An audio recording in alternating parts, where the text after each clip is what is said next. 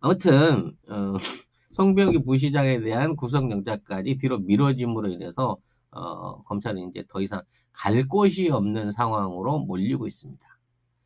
어쩌다가 대한민국 최정예 특수부를 비롯한 우리가 흔히 알고 있는 검사들이 이 모양 이 꼴이 된 것일까요? 네, 정말 한심하기 짝이 없습니다. 일부 언론은 윤 총장을 여포라고 부른다고 합니다. 여포. 네. 우직하고 의지도 강하고 전투력도 뛰어나다. 우리 윤 총장은 끝까지 이러한 난관을 극복하고 청와대 비리를 파낼 것이다라는 기대를 갖고 윤 총장을 여포로 비유한다고 합니다. 여포와 그 부하들. 어떤 부하들이 있을까요? 네. 옆에서 뭐 이번 사건을 다 진두주의하고 있다는 윤동은은 아니고 한동훈. 네. 자꾸 제가 윤석열과 한동훈을 합쳐가지고 윤동훈이라고 그러는데 한동훈 특수부 검사는 뭐 친구니까 동기니까 뭐 그렇다고 치더라도 이 이외에 이번 사건을 통해서 드러나고 있는 핵심 인물들이 있습니다. 네.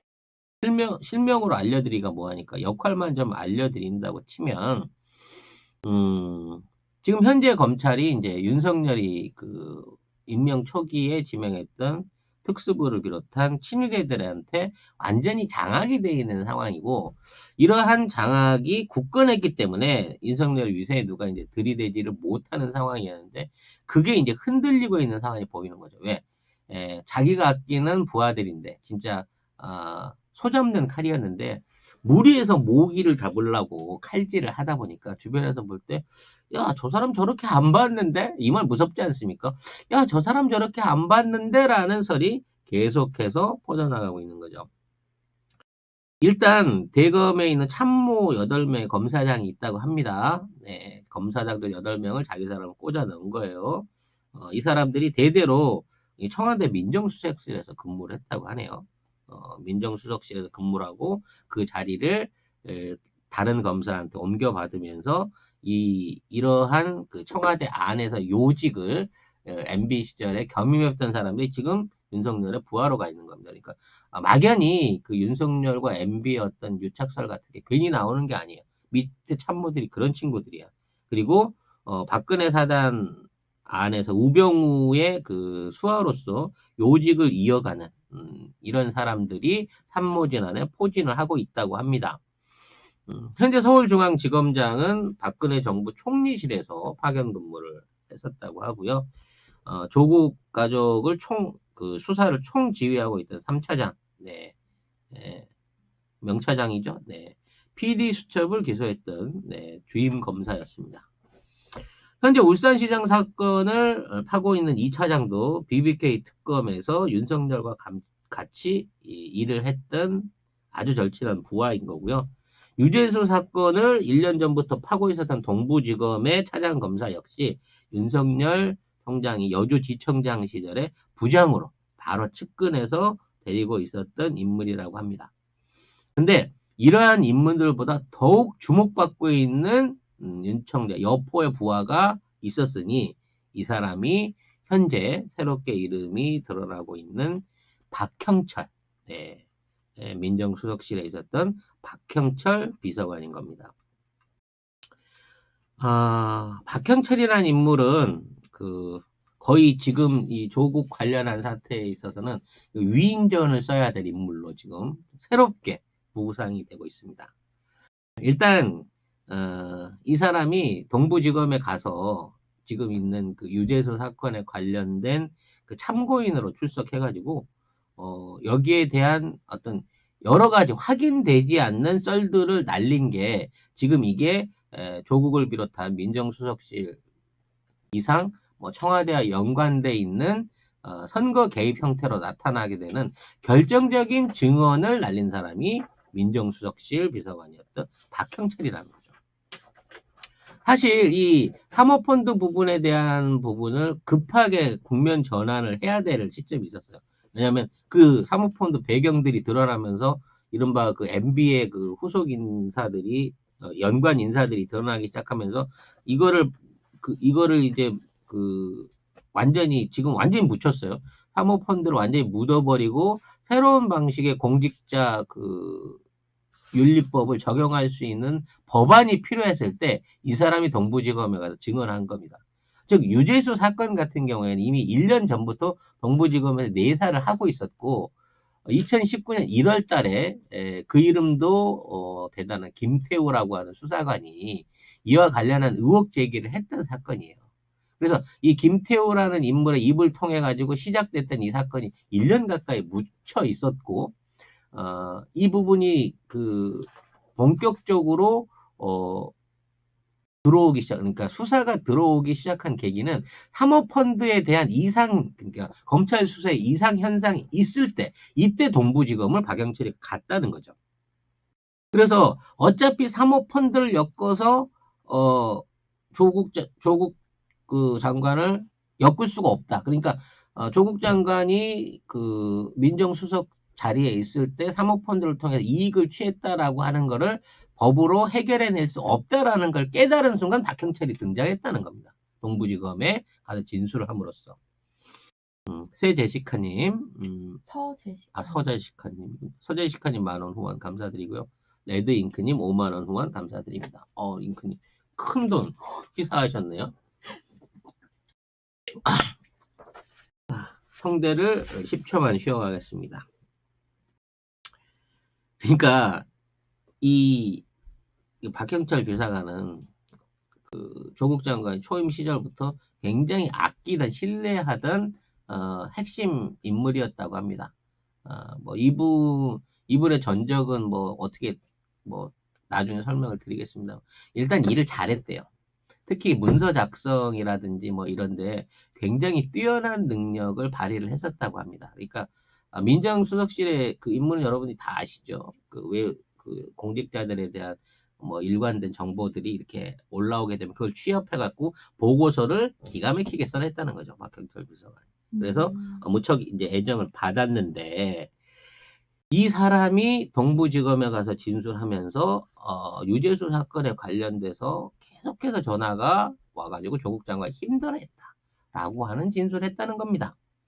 나중에 조국 장관은 이 사람들을 품어주기 위해서 청탁전화 어떤 청탁전화의 부분 얘기는 인정을 안 했지만 정무적으로 내가 책임져야 될 부분이다라고 사실은 백원우 비서관과 이분을 빼줬어요. 수사관과 이 박형철 비서관을 빼주기 위해서 내가 정무적으로 책임을 지겠다라고 얘기했는데 정작 인사청탁이라든지 유재수 무마에 대한 전화는 박형철 본인과 백원우 수사관한테 다 왔다는 거야. 그리고 정작 조국 장관은 그러한 전화를 받은 적이 없다는 게 현재까지 조국 측 변호사들의 입장입니다만 이거를 거꾸로 박형철은 자기가 가갖고 엉뚱한 진술을 해버린 거예요. 그리고 이러한 진술을 했다는 사실을 이 청와대 민정비서수석실에 안 알렸어요. 그리고 휴가를 내버리고 잠적해버린 거야. 그 시간 동안.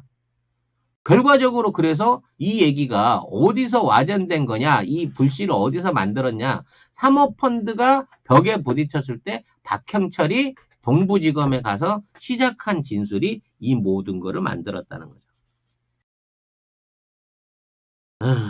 이게 이제 박형철 반부패 비서관입니다. 반부패를 하라고 뽑아놓은 사람인데 그 다음에 이인걸 전 특검 반장을 통해 가지고 이러한 얘기들이 구두로 동부지검에 전달되면서 이거를 이제 조 장관을 몰아붙이게 된 거죠.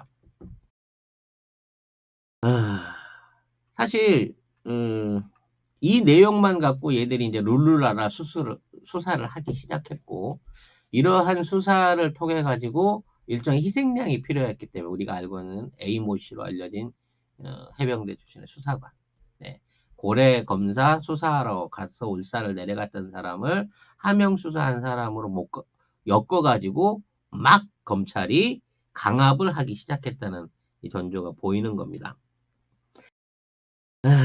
이 윤석열 총장하고 박형철 비서관의 숨어있는 전력이 있어요. 하늘양님 10,000원 감사드립니다. 이 두 사람은 박근혜 정권 초기, 그러니까 박근혜 정권 때면은 뭐랄까 윤석열도 사실은 이제 정권의 핵심한테 약간 밀려나 있을 때인데 국가정보원 댓글 수사팀을 팀장과 부팀장으로 같이 수사를 하고 있었습니다. 두 분이요? 네.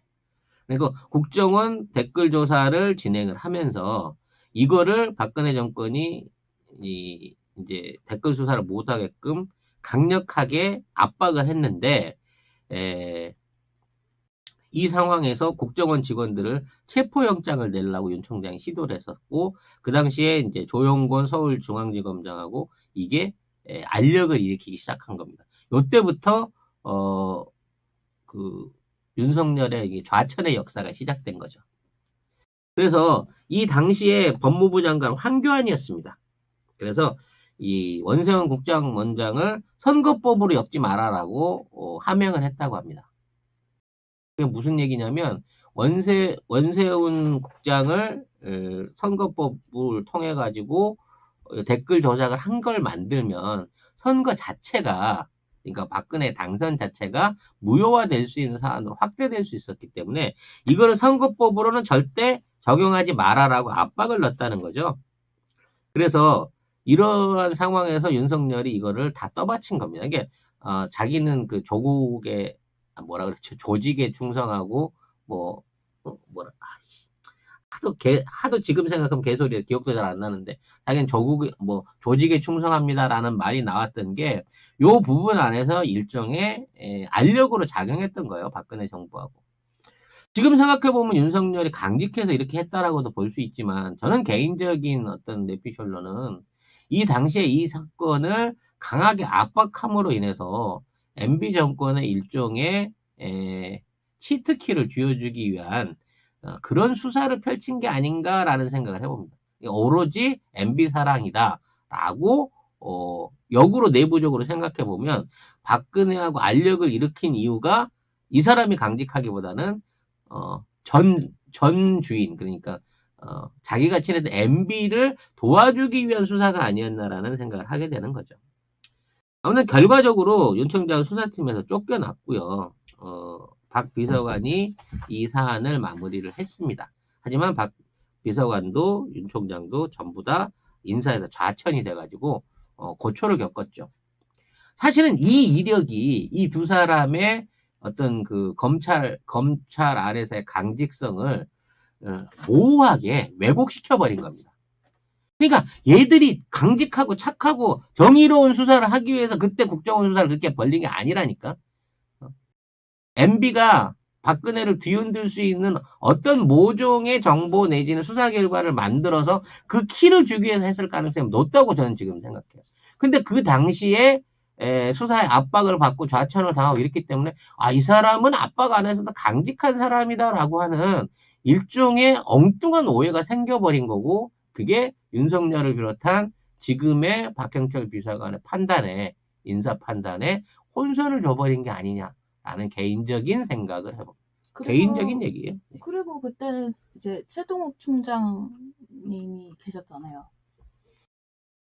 아니죠. 그때는 황교안이가 총장 그렇군요. 황교안이 법무부 장관이었기 작가님 때문에, 당 네, 떨어지실 네, 시간이 당 떨어질 시간이에요. 네. 아무튼, 황교안이 직접적으로 이 사건에 또다시 연루가 돼 있다라는 부분은 여러분들이 이제 알고 지나가야 된다는 거죠. 최동욱 총장님이 계셨기 때문에 침직하게 움직일 수 있었던 거고 이제 정권에서 최동욱 총장님을 찍어내는 움직임이 보이니까 더 튀어오를 수 있었을 수도 있었다는 생각이 들어요. 그래서 초기 민정수석실에서 근무하던 당시에, 이 박형철 비서관은요, 윤석열 사단이 검찰을 장악하는 데 있어서 굉장히 많은 일을 일조한 것으로 지금 판단이 됩니다. 즉, 윤석열 사단 사람이 올라왔을 때 보고서를 굉장히 좋게 썼다는 얘기죠.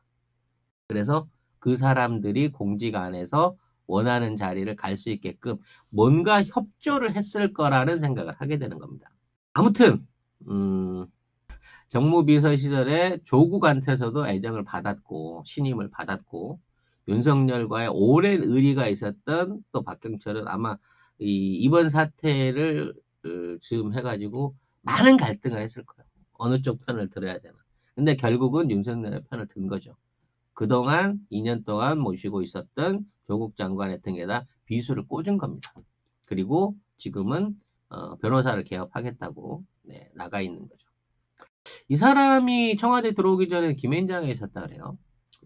근데 지금은 개인 변호사로 빠져 있다고 하는데, 이 사람이 김앤장 출신이라는 것 자체에서 뭔가 생각했어야 돼. 왜 김앤장이었을까? 좀 찝찝하네요. 그때 찝찝해서 안 뽑았어야 되는 건데, 아까 말씀드린 이 선거법과 관련한, 선거법을 못했지만, 국정원 댓글 사건과 관련한 내용들을 열심히 이 수사하던 과정 중에 있었던 일종의 에피 때문에 이력이 좀 오버돼 버린 거죠. 네.